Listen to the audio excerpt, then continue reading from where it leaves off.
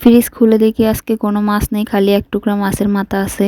এই তো এক টুকরা মাছের মাথা দিয়ে সবাই কীভাবে খাবো সেই প্রসেসটা আজকে আপনাদেরকে দেখাবো। কি কি রান্না করলাম আজকে দুপুরে এবং রাতে সব কিছু আপনাদের সাথে শেয়ার করব। হ্যালো এভরিওয়ান, আসসালামু আলাইকুম। সবাই কেমন আছেন? আশা করি সবাই ভালো আছেন। এই তো আমি ফার্স্টে পেঁয়াজ এবং কাঁচামরিচ তেলে ভেজে নিচ্ছি।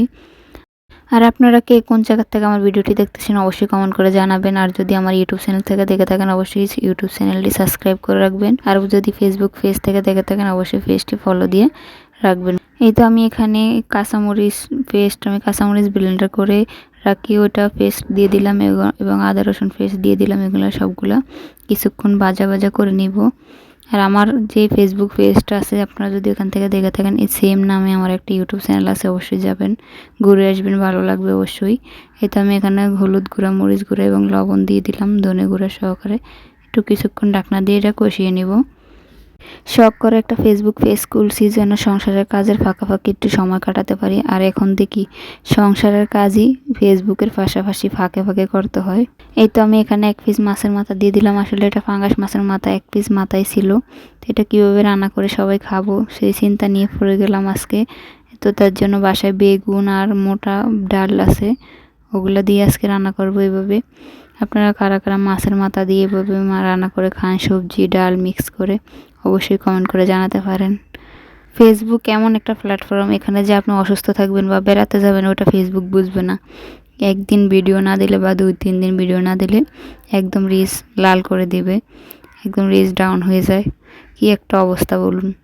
এটা আমি এখানে মোটা ডালটা আর বেগুনটা দিয়ে দিচ্ছি। এখানে কিছুক্ষণের জন্য ঢাকনা দিয়ে ঢেকে কষিয়ে নিব। এখানে রান্নাটা হতে থাকুক, আমি আপনাদের সাথে আরেকটা কথা বলতে চাই, সেটা না বলে পারতেছি না। এখন ফেসবুকে ঢুকলে খালি একটা ঘটনাই আমাদের সামনে চলে আসে, এই মৌমিতার ঘটনাটা। আসলে আমরা কাকে বিশ্বাস করব? এই যে মেয়ে বলেন আর ছেলে বলেন, আমরা মেয়েরাই মেয়েদেরকে বিশ্বাস করতে পারতেছি না। এখন কি একটা অবস্থা দেশের। যাই হোক, অনেক কিছু বললাম। এই তো আমার রান্নাও প্রায় শেষ পর্যায়ে। এই তো আমি এখানে পরিমাণ মতো জলের পানি দিয়ে দিব, দিয়ে এটাকে রান্না করে নিব। আর এটা রান্না শেষে আমি আরেকটা রান্না করে নিব। আমি সেম পাতিলে আবার রান্না করে নেব। আসলে যে তরকারিটা রান্না করছি ওটা আলাদা পাতিলে ঢেলে নিছি। এখানে আমি মুরগির জন্য রান্না করতে নিছি আদা রসুন এবং পেঁয়াজ সবগুলো ব্লেন্ডার করে। তো তেলের ভিতরে দিয়ে কিছুক্ষণ ভেজে নিচ্ছি। আর একটু কাঠ মশলা দিয়ে দিলাম। আসলে কিছুক্ষণ মশলাটা ভাজার পর আমি এখানে গুঁড়া মশলাগুলো দিয়ে দিলাম, হলুদের গুঁড়া, মরিচের গুঁড়া এবং ধনিয়া গুঁড়া, যা যা লাগবে আমি সবগুলো দিয়ে দিব। দিয়ে এখানে আবারও কিছুক্ষণ নাড়াচাড়া করে একটু সামান্য পানি দিয়ে মশলাটা কষিয়ে নিব। আসলে আমি মুরগি রান্না করতেছি আলু দিয়ে, যেহেতু একটা তরকারি দিয়ে তো আর দুবেলা খাওয়া হবে না, তার জন্য সকালে দুপুরের দিকে একটা রান্না করছি আর এটা রাত্রের দিকে রান্না করতে চলে আসলাম।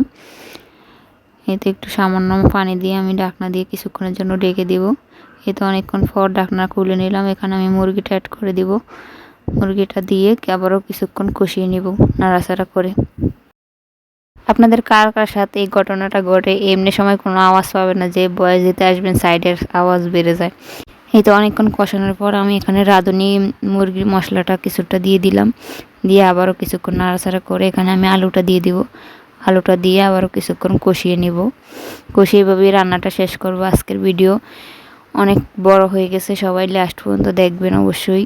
আর কারা কারা লাস্ট পর্যন্ত দেখছেন অবশ্যই কমেন্ট করে জানাবেন। এই তো এইভাবেই মুরগিটা রান্না আজকে শেষ করলাম। এই তো সবাই ভালো থাকবেন, সুস্থ থাকবেন। আর পরবর্তী ভিডিওর আপডেট পাওয়ার জন্য অবশ্যই ফলো দিয়ে পাশে থাকবেন। আল্লাহ হাফেজ।